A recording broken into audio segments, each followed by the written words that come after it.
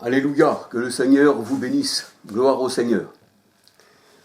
Gloire à l'Éternel, notre Sauveur, notre bon berger. Alléluia. Alors, j'aurais voulu complémenter un peu mes dernières vidéos au sujet de Yeshua crucifié. Alléluia. Vous savez, la parole de Dieu, comme je te dis toujours, elle se lit, on va dire, plutôt elle se médite, parce qu'on peut tous lire. Elle se médite, pour ça que le Seigneur a dit, médite mes paroles jour et nuit. Alléluia. Et le Seigneur se révèle à nous par son esprit, et nous avons des révélations. Et nous voyons aussi que le mot apocalypse dans la parole de Dieu veut dire lever le voile. Et quand on regarde dans la parole de Dieu, le Seigneur dit que le voile demeure sur les yeux des hommes, car l'évangile est voilé pour ceux qui périssent, la parole de Dieu nous dit, mais que le voile s'enlève en Christ. Je crois que c'est dans 1 Corinthiens 2, quand on lit tout 1 Corinthiens 2, eh bien, on voit que 1 Corinthiens 2 ou 2 Corinthiens 2, il me semble, on voit que le voile s'enlève en Christ. Quand on a les yeux tournés vers le Christ, eh bien, c'est lui qui nous enlève le voile. Seul lui peut nous enlever le voile. Alléluia. Hein, les voiles, tous les voiles déchirés, tout ça, le Seigneur, c'est lui qui fait ça, en fait. Hein. Et le voile, Apocalypse, veut dire révélation. Et la parole de Dieu, elle dit dans Matthieu 11, versets 25-26, qui connaît le Père si ce n'est le Fils, et qui le Fils veut le révéler. Donc c'est ôter le voile. Hein, les révélations, il y en a, les apocalypses dans la Bible, il y en a partout. Hein. Alléluia. Donc, là, je voulais parler encore un peu du serpent. Parce qu'il y a des personnes, quand ils lisent la parole de Dieu, ils la lisent littéralement, comme si on lisait un livre. Alors si Jésus dit « je suis la porte », il y en a qui vont croire que Jésus est une porte. Et vous, le Seigneur dit que nous sommes un vase, c'est pas pour autant que nous sommes, on va dire, une bassine. Le vase, c'est ce qui contient une chose, en fait. Hein, soyez remplis de l'esprit, hein, et qu'il y a de l'huile dans vos vases. Et l'huile, non plus, c'est pas une huile qu'on va penser que, eh bien, on la mettre en bouteille. Voyez-vous, un peu comme les catholiques qui pensent que l'hostie, eh bien, c'est le corps du Christ, c'est littéral, c'est une chose morte, en fait, hein, quand ils donnent l'hostie, ensuite, après, la mettre le reste qui reste de l'hostie, parce que tout le monde ne prend pas l'hostie, ouvrez la bouche et recevez le Seigneur, c'est ce qu'ils disent les catholiques. Et ensuite, ils prennent cette hostie qui représente le Seigneur, pour eux, bien sûr, Dieu n'habite pas dans les choses fait de main d'homme, mais ils vont prendre cette hostie, vont la mettre dans un tiroir, et s'ils l'oublient, cette hostie va y rester, et elle va pourrir, et ce n'est qu'une matière composée par les hommes, imaginée par les hommes, et imaginez que Christ, le Seigneur qui est esprit, il serait une hostie. Mais c'est un truc de fou, en fait. Et les gens pensent que c'est ça, ils voient ces choses-là, littéralement, ils croient à ça, ils croient même que la statue là, de plate, qui a été faite de main d'homme, qui a des yeux pour voir, et puis qui ne voit pas, et des oreilles pour entendre, et qui n'entendent pas, et une bouche qui ne parle pas, et bien, en fait, la statue elle représente l'homme, parce que le Seigneur, il dit, il représente aux statues, il représente aux idoles, hein, les hommes. Donc, le Seigneur, il dit, ils ne voient pas non plus, ils n'entendent pas, et ils ne parlent pas, c'est des muets. Alléluia. Mais les gens se mettent devant des choses faites devant des mains humaines qui ont été faites par l'homme. Alors le serpent, c'est pareil. Le serpent, il ne faut pas voir le serpent comme un serpent qui romprait dans l'herbe, qui se jetterait dans un mur, et qui, voilà, même les murs dans la parole de Dieu, c'est considéré comme les hommes. Et puis on voit que les hommes, eh bien, ce sont des serpents, hein.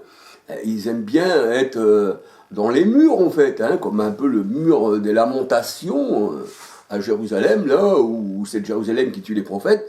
Et là, on prend des prières, on le met dans le mur, et puis le soir, les gens y passent, ils enlèvent les petits papiers, parce que sinon le mur, et même Jérusalem, serait inondé de papier, et ils mettent ça à la poubelle. Donc la prière est partie à la poubelle, en fait. C'est du néant, de la vanité. Alors, il ne faut pas regarder les serpents dans la parole de Dieu, hein, parce que c'est spirituellement qu'on en juge. Il faut regarder ça plutôt comme des hommes, des serpents, des aspis. tout ça, ça rompe. Hein. Même dans Michée 7, 15, 7, 15, 16, 17, le Seigneur il dit que ce sont les nations qui lècheront la poussière comme les serpents. Alléluia. Mais il ne faut pas dire que le serpent, eh bien, au temps de Moïse, au temps des Hébreux, quand le Seigneur il envoie contre eux des serpents brûlants, il ne faut pas dire que c'est simplement des serpents comme ça, qui seraient venus dans le désert, auraient piqué les gens, et puis il dit, Moïse met une perche, hein, commandée par le Seigneur, par l'Éternel bien sûr, un serpent d'airain, qui représente la cuve d'airain du tabernacle. Eh bien, un serpent d'airain qui, on va dire, il fallait avoir les yeux dessus, et l'antidote, alors, était là, et Christ, lui, il se dit l'antidote, puisqu'il dit dans Jean 3, verset 14-15, de même que Moïse a élevé le serpent dans le désert, et quiconque avait les yeux rivés sur lui, hein, fixés sur lui, eh bien, serait, on va dire, guéri des morsures du serpent. Donc Christ, il est l'antidote de ces serpents qui étaient dans le désert. Mais ça a une portée vraiment spirituelle profonde. Ceci, alléluia, quand vous faites mordre par un serpent, le Seigneur ne voit pas un serpent qui aurait été dans le désert comme un scorpion, comme on va dire un chacal qui aurait été dans le désert, les rats du désert, tout ça, ça représente les hommes aussi. Mais le Seigneur ne voit pas ça comme ça, le Seigneur il voit ça comme des hommes en fait. Alléluia. C'est pour ça que j'aurais voulu compléter un peu mes vidéos pour avoir un peu plus d'informations et comprendre un peu mieux ce qui est le serpent dans la parole de Dieu. Alléluia.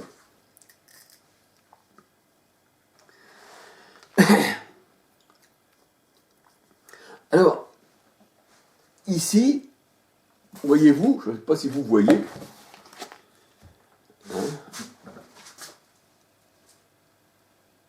c'est un dictionnaire biblique. Un dictionnaire biblique.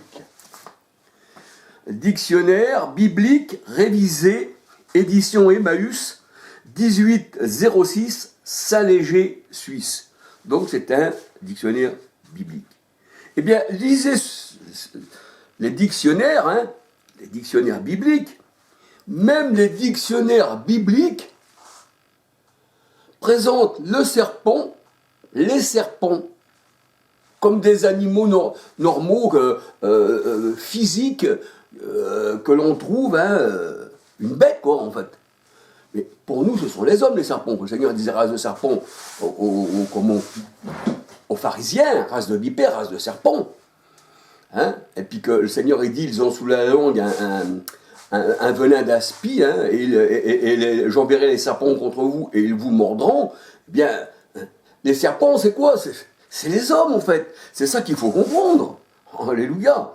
Et on voit que ce dictionnaire biblique que je vous ai présenté, eh bien, lui aussi, eh bien, il parle au sens littéral. Et pourtant, c'est un dictionnaire biblique fait par des dizaines de soi-disant pasteurs, de soi-disant quelqu'un qui connaît la parole de Dieu. Mais en vérité, ces gens-là, comme ils sont charnels, qui n'ont pas connu le Seigneur, eh bien, il vous parle charnellement, voyez-vous. Vous pouvez lire ce dictionnaire ou des dictionnaires, vous verrez bien. Hein, en tout cas, celui-ci, il me parle de serpents comme étant des animaux du désert. Alors, il dit, voilà, il y avait beaucoup de serpents dans le désert. Les serpents se trouvaient beaucoup en Égypte. Ah ben ça, il a raison, parce que Pharaon, c'était le grand serpent. Mais lui, il voit ça comme un serpent en mettant... un reptile, mettons, vraiment littéral, en fait. Ça, c'est des yeux charnels, c'est pas des yeux spirituels, c'est les yeux du cœur qu'on doit avoir. Alléluia. Alors, c'est vrai qu'il y a beaucoup de gens qui lisent la Bible littéralement et pensent que les serpents sont véritablement des serpents. Alléluia. Mais le Seigneur parle des hommes en parlant des serpents. Alléluia.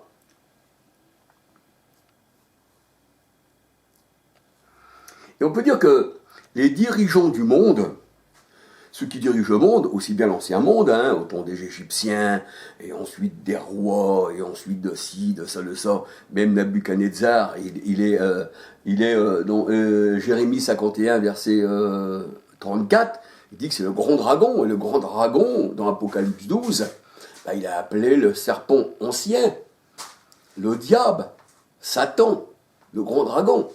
Et Jérémie 51, 34 nous dit que Nabuchodonosor, c'était aussi un grand dragon. Donc le grand dragon veut dire beaucoup de choses dans la parole de Dieu. C'est ce que nous allons voir. Donc ça va peut-être nous éclaircir un peu plus la compréhension spirituelle que le Seigneur veut nous faire comprendre.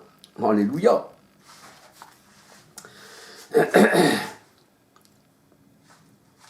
Alors, je vous ai mis le venin, les serpents qui mordent, les nations, les serpents. Je vous ai mis quelques petits versets encore en plus, si des fois vous voulez faire des études, alléluia.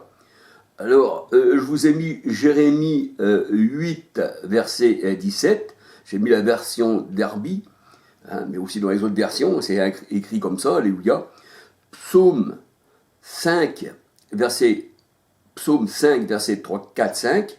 Psaume 5, verset 3, 4, 5, Job 20, verset 16, Psaume 140, verset 1, 2, 3, 4, Michée 7, 17, tout ça je vous l'ai déjà donné, mais j'ai rajouté un peu plus, alléluia.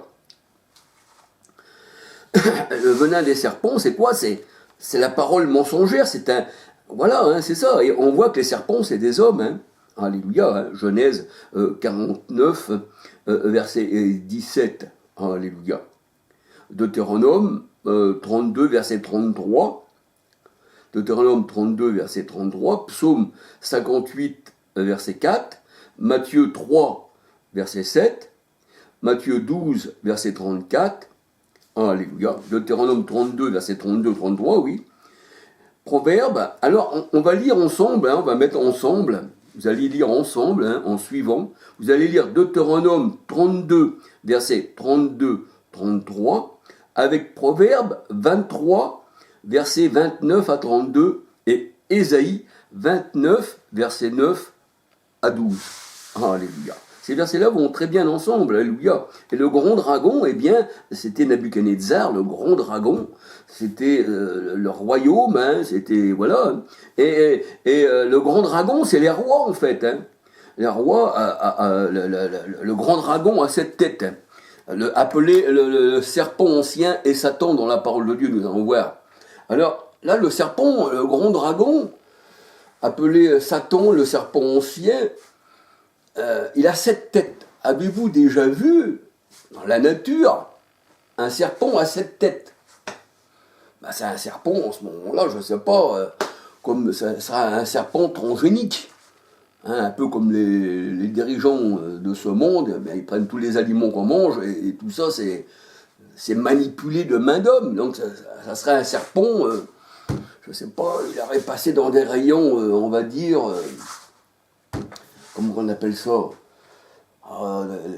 des rayons, vous savez comment on sait prendre une photographie des reins, tout ça, des rayons, comment on appelle ça, j'espère que vous me comprenez, des fois il y a des mots qui nous échappent. On va dire des rayons X, voilà, ça serait passé au rayon X, et ça aurait fait que ce serpent, ses gènes se seraient bousculés à l'intérieur de lui, et ça aurait été un serpent à 7 têtes. Mais quand le Seigneur il parle du serpent à 7 têtes dans la parole de Dieu, appelé le serpent ancien, le serpent à 7 têtes, c'est les rois. Parce que sur les têtes, sur chaque tête, il y avait des couronnes, il y avait des diadèmes, donc ça nous représente la royauté. Alléluia. C'est ça le serpent. Il dirige le monde. Alléluia. Le monde entier, c'est la puissance du mauvais, Jean 5, 19. C'est ça le serpent, en fait. Et dire Charles, il se répète beaucoup. Je me répète beaucoup, mais avec beaucoup de choses nouvelles pour pouvoir mieux comprendre. Et à chaque fois que je dis que je me répète, je pense que, en mélangeant des nouveautés à l'intérieur, je pense que ça sera toujours un peu crié, et puis aussi une nouveauté en plus. Alléluia.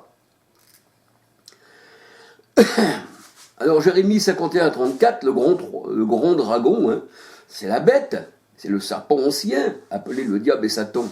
Apocalypse 17, verset 3, 7, 9, 10, 12, 13, 15, 16, qui lutte contre l'Éternel et contre le peuple de Dieu.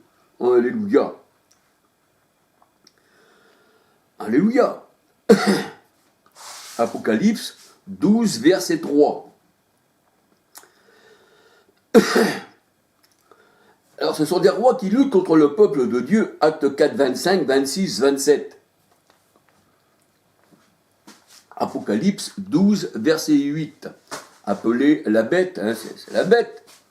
Macron, hein, je l'ai déjà dit, la bête de l'événement est là, hein, c'est ça. Hein. La bête est toujours là, hein, c'est son monde, elle. Hein. Je te donnerai ses royaumes parce qu'elles m'ont été données, qui disait au Seigneur. L'adversaire Satan. Le Seigneur a été dans le désert pour être tenté par l'adversaire. Et la Bible, elle dit quand il était dans le désert, je crois que c'est dans Marc, il n'était pas seul, il était avec les bêtes du désert.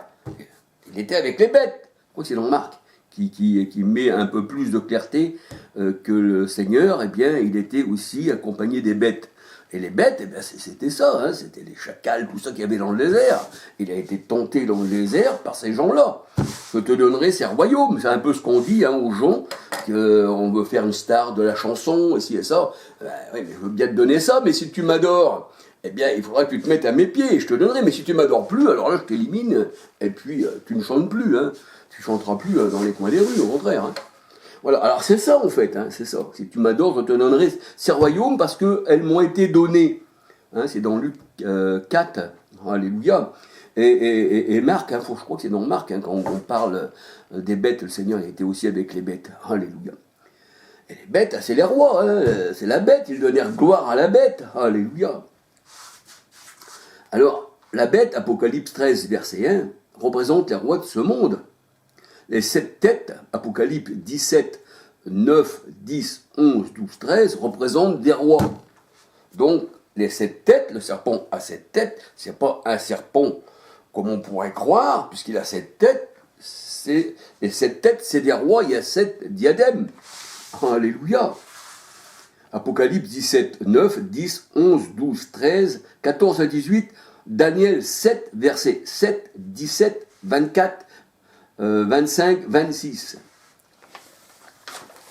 Et ces rois-là, eh bien, c'est l'esprit égyptien, comme je vous disais. Le Seigneur, il dit que, dans ses élus, il enlèvera l'esprit de l'Égypte. Mais ceux qui ne l'ont pas reçu, l'esprit de l'Égypte, l'esprit du monde est toujours sur eux. Hein, ce que je dis, hein, l'esprit du monde, c'est la pyramide qui est sur le dollar. Hein, voyez-vous, avec l'œil, hein, c'est ça, hein, c'est l'esprit du monde. Ésaïe 19, 3. Alléluia. Mais nous, le Seigneur, il dit que nous n'avons pas l'esprit du monde, nous avons l'esprit de Dieu. On n'a pas l'esprit de l'Égypte, mais on a l'esprit du Seigneur. Acte 2, versets 1 à 23, acte 4, 31, 1 Corinthiens 12, 13. Nous sommes remplis de l'esprit de Dieu. Alléluia. L'esprit du Christ, Romains 8, 9. On n'a pas l'esprit du monde parce que le monde entier est sous la puissance de ses rois, de ses maléfiques. 1 Jean 5, 19. D'ailleurs, les dirigeants du monde font toujours des veaux d'or aujourd'hui. Ah, c'est ça qui est bien à savoir. Je vous parlais des veaux d'or. Les gens du monde, aujourd'hui, les rois de ce monde, appelaient encore la bête, parce que, vous savez, avant on les appelait les rois, maintenant on les appelle présidents. Il y a simplement la prononciation qui change, mais en fait, c'est toujours des rois. Et oui, c'est les rois de ce monde, ils peuvent tuer, ils peuvent faire ce qu'ils veulent, tout est à eux, pas de condamnation, et eux, puisque c'est eux qui font les lois, et ils s'immunisent eux-mêmes. Voyez-vous, hein, eux-mêmes, ils pensent être immunisés, mais devant le Seigneur, ils ne pourront pas être immunisés, puisque le Seigneur lui-même, eh bien, il les a mis dans le séjour des morts, en fait. Hein. Le séjour des morts, c'est là, et ensuite, leur mort, eh bien, c'est d'être enterrés dans la terre. Et la terre ouvrit sa gueule et les engloutit, la parole de Dieu nous dit. Ah, alléluia. Alors, oui, les dirigeants de ce monde font toujours des veaux d'or. C'est pour ça qu'ils ont toujours l'esprit de l'Égypte, des Égyptiens. On ne peut pas dire que ce n'est pas des Égyptiens, en fait. Regardez les rois, ceux qui se disaient des Hébreux, dans la parole de Dieu, ils se disaient des Hébreux. Appartenir au Seigneur, mais ils faisaient des rois, et leurs enfants, certains des enfants, pas tous, les enfants des rois, succédaient à leur père, ils faisaient pareil. C'est pour ça que le Seigneur il dit, vous avez pour père l'adversité, le diable. Hein, ce que vos pères sont, vous l'êtes, vous faites exactement pareil. Vous avez en vous l'esprit de l'Égypte. Alors on peut regarder dans 1 Roi 12, versets 28, 29, 30. 2 Rois 10, verset 29. Alléluia. Et je vous dirais qu'à Bruxelles, où il y a le Parlement européen, sur la façade de Bruxelles, sur la place devant, là, devant cette tour de Babel, eh bien, vous avez un veau. Vous recherchez sur Internet, tout ça, vous recherchez le veau, là où il se trouve. Il se trouve là, c'est encore le veau d'or, ça représente le veau d'or. Ça représente les dirigeants de ce monde. Et vous, c'est le veau d'or. Ah oui. Le veau d'or, ouais. Il ne s'est pas réveillé, le veau. Ah non, il dort toujours, bien sûr. Alors, à Bruxelles, devant la façade. Alors, je vous invite aussi à regarder une vidéo sur YouTube de François Asselineau. Je vous invite à regarder sur YouTube une vidéo de François Asselineau. Pas à une manière politique, parce que je ne suis pas politique, je ne fais pas partie du monde, je ne vote pas pour les rois, rien, mon royaume n'est pas ici, le Seigneur dit, mon royaume n'est pas de ce monde. Mais j'écoutais cet homme qui parlait de ceux qui dirigent le monde aujourd'hui. Et nous voyons que cet homme parle aussi que ce monde d'aujourd'hui, c'est Satan. Voilà, il commence à s'éveiller aussi cet homme, c'est Satan. Et il parle des veaux d'or, et il parle de Satanas, et il parle de ceux qui sont contraires à la morale. Donc, je vous invite à regarder sa vidéo d'une manière à être éclairé plus sur les veaux d'or, sur les gens qui nous dirigent, et vraiment voir leur physionomie de ce qu'ils font, même pour les Jeux Olympiques, même pour construire un pont, même pour ci, même pour ça, et il vous en dira davantage. Je vous invite à regarder cette